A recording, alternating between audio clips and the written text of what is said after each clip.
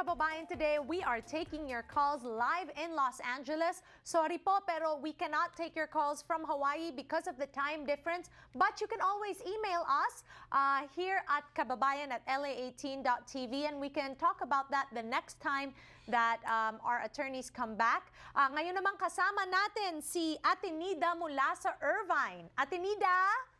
Good afternoon po sa inyong lahat. Good afternoon. Ano po yung tanong ninyo para sa ating immigration attorney ngayong hapon na to? Nung pong nag-green card holder ako noong 2010, pinetition ko po yung dalawa kong anak na single adults. And then, ito pong 2015, I became a citizen. Okay. Ang tanong ko lang po ilang taon pa po ba yung aantayin ko? Dahil 2010 ko sila pinetition as a single adult. And then now that I became a citizen 2015, kailangan ko po bang baguhin yung filing ko dun sa immigration? Okay, this is an excellent question, Ate Nida, because we have talked about this before. And first of all, congratulations on becoming a citizen. High five. Oh. Okay, let's talk about this. Yeah, well, you know, what happens is that if you file a petition for your unmarried child, and that's in one category if you're a permanent resident, and then when you become a U.S. citizen, that changes automatically to another category, which is the F1 category. The nice thing is that you can float between the two categories, F1 and F2B, so that if one category is faster than another, you can take the faster category. So there's no real consequence to becoming a U.S. citizen if you're the petitioner for the beneficiary, other than they get a benefit of being able to choose a faster category.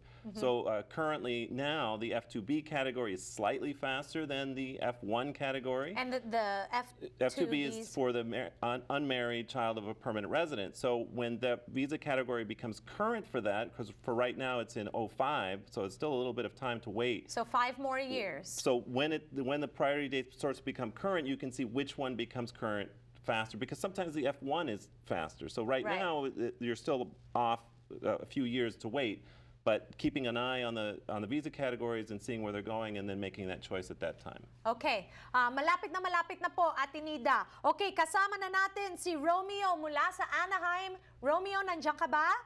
Okay, nandito po ako. Okay na okay. Ano pong tanong ninyo ngayong hapon na to? Okay, I've been here in the U.S. since 1984 under a business visa.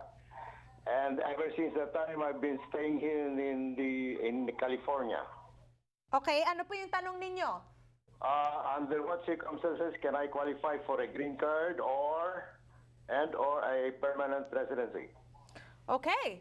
So it's been since 1984, and he has a business visa. Is that considered an investor visa? It's likely an e-visa, which is either as an investor or a trader visa. Okay. Because otherwise, all of the other business visas have limitations as far as the length of time that you can have them.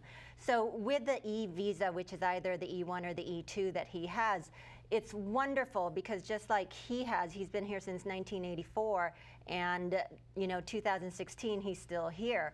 The difficulty, and with the e-visa you can extend forever as long as you have that business operational and viable. The difficulty with the e-visas, however, is that they are very difficult to convert from the temporary e-visa over to the green card. It's not impossible. But there are a lot of limitations as far as changing over.